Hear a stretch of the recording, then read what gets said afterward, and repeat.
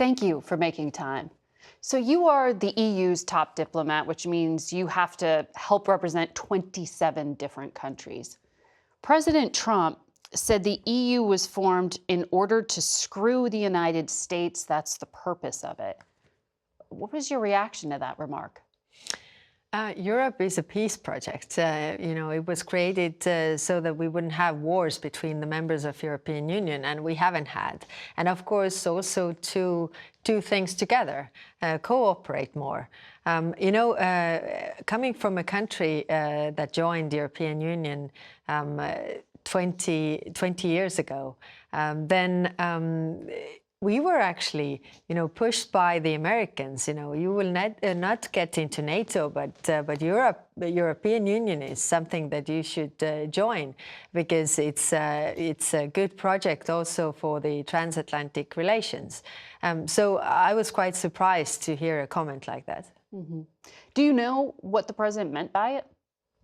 Well, you have to ask the president. Well, it seems to reflect that there is some fairly high tension with the U.S. at this point. Yes, the question is why? We have always been good allies. I mean, we have been working together and we have been friends and allies what comes to the world in different parts of the world, what is happening. We have been cooperating, whether it comes to Ukraine, whether it comes to also Middle East. And we see in the world, we see powers like Russia, North Korea, Iran, more covertly China, working together. And I think this is the moment where we have to work together as transatlantic partners. Mm-hmm. Well, Secretary of State Rubio, you had announced you intended to meet with him while you were here, and then that meeting was canceled. Why? Well, it was said that it's calendar issues, but I'm sure we are going to meet again because we had very good meetings in Munich, and there are a lot of topics that we need to discuss. So we are going to meet in G7 in 2 weeks' time. So you don't think this was a slight? Well, you have to ask Secretary of State, but I mean, we have had such good encounters before, so I don't really read into, I know that we are not on top of our calendars, things might happen. Mm-hmm. Well, you're here now. France's President Emmanuel Macron was just here, the Prime Minister of the United Kingdom. President Zelensky is flying here. Are all of the European leaders coordinating? And if so, what's the message? We are coordinating, and of course the message is there are several layers. So one is that the fight that Ukraine is having is not only about Ukraine's sovereignty, but it's much, much broader. It's about freedom of the free world, really. It is about the world where international law applies and the world where might does not make right. It is clear that Russia attacked Ukraine. There's one aggressor and one victim, and we need to really make sure that Russia doesn't attack again. And for that, we need to concentrate our efforts. I mean, putting politically and economically pressure on Russia to stop this war, but at the same time also help Ukraine to defend itself. Mm-hmm. But what you just said, it's factually accurate. Russia invaded Ukraine, but the Trump administration has decided now not to say that explicitly, arguing that the president needs negotiating room. Do you think that that's persuasive to Vladimir Putin? Well, it is certainly, a very strong Russian narrative that they want to run to really push, saying that, oh, it's a conflict between two equal parties, and to create this chaos where it's very clear. It is very clear. One country attacked another country very brutally with force and is bombing Ukraine every day. I mean, President Trump says that he wants the killing to stop. I don't think think that anybody wants the killing to stop more than the Ukrainians. And in order to, achieve that, we should all put the pressure on Putin, because he can stop the killing by not bombing Ukraine and the Ukrainians, so that they don't have to defend themselves. And that's why our plan, our policy is to really put the pressure on Russia. We shouldn't overestimate the power of Russia and underestimate our own power. We know that their economy is not doing well. I mean, their inflation is over 20%. Their national fund is almost completely depleted. They don't have the same revenues from gas and oil that they used to fund the war machine. So actually, if we concentrate our efforts, we can put the pressure so that they would stop the war, not to offer them anything, on a plate in addition what they have already done. So why do you think acknowledging who is responsible does matter? Well, it does matter who is responsible, so who is accountable for this as well.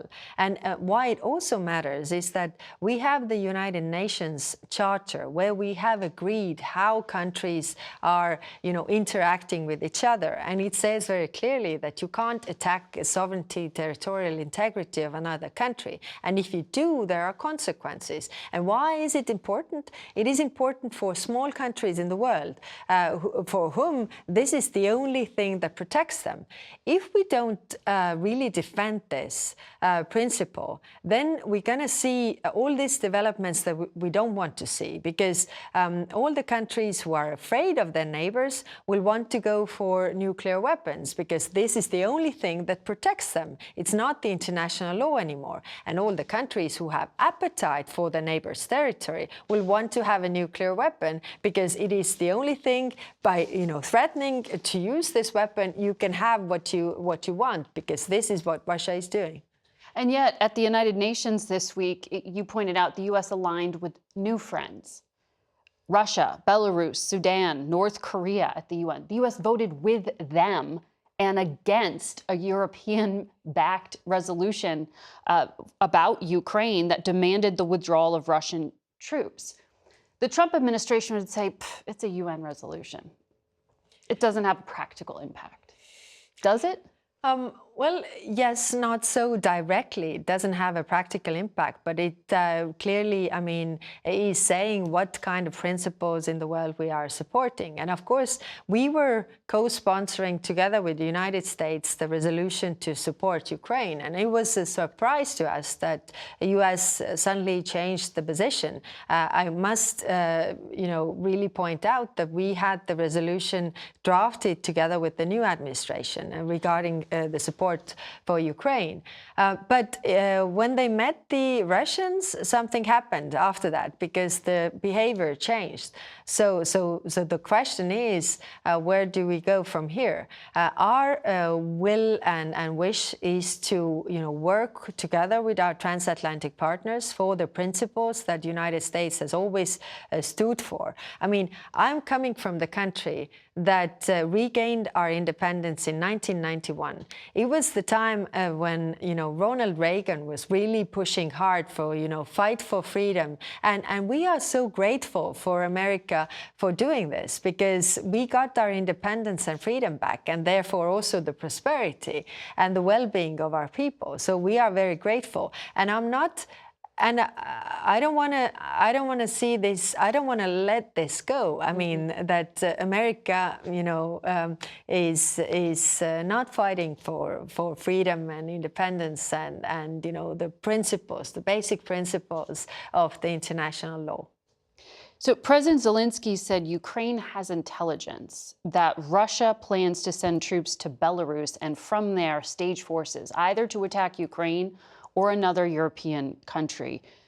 Do you share that assessment that Russia will continue its march through Europe?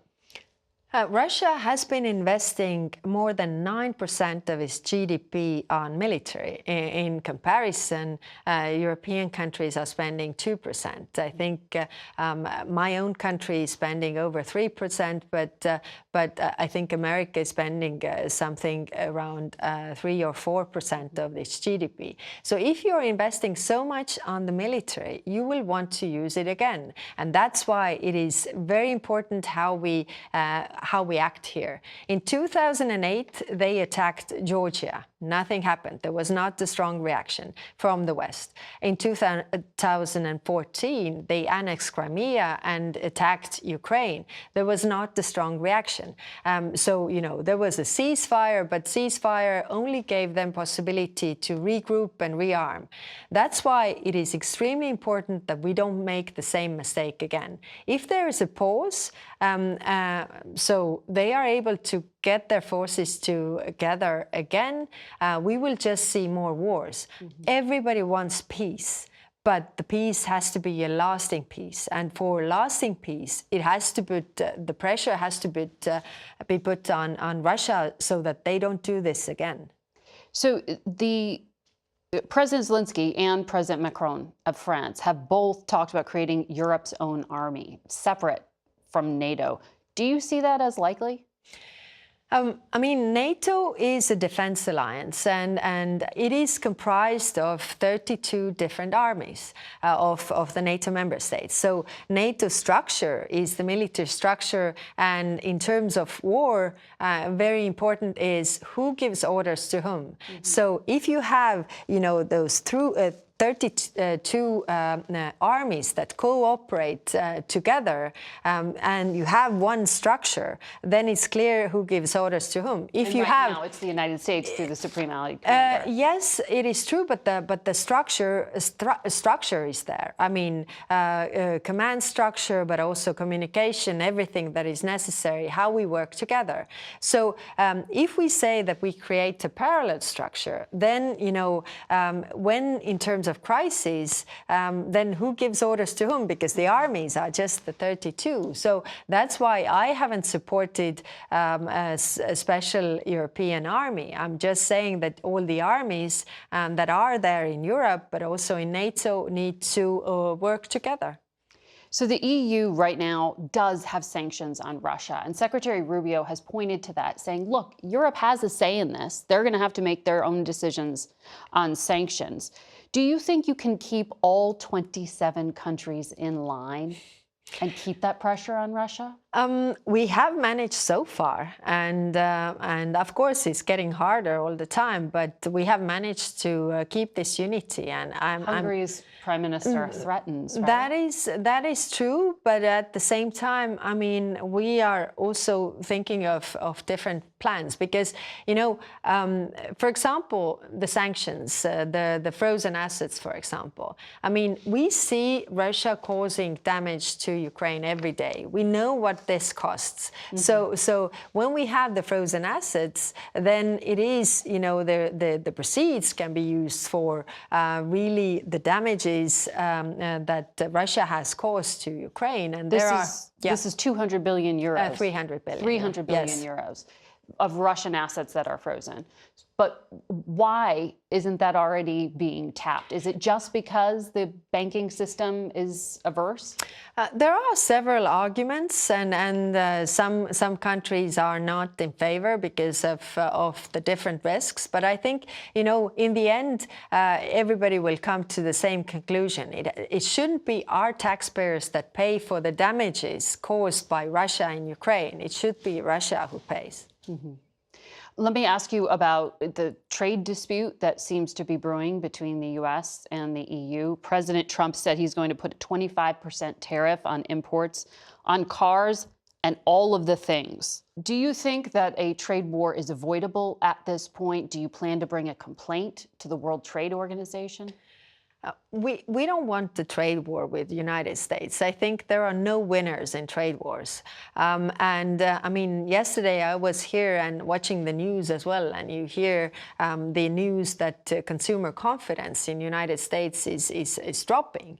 And, you know, if you have trade wars, it increases the prices, and in the end, the consumers will pay for this. So it is not, I mean, there are no winners in trade wars, and we don't want to start one. But of course, we will also protect our interest if trade war is started against us.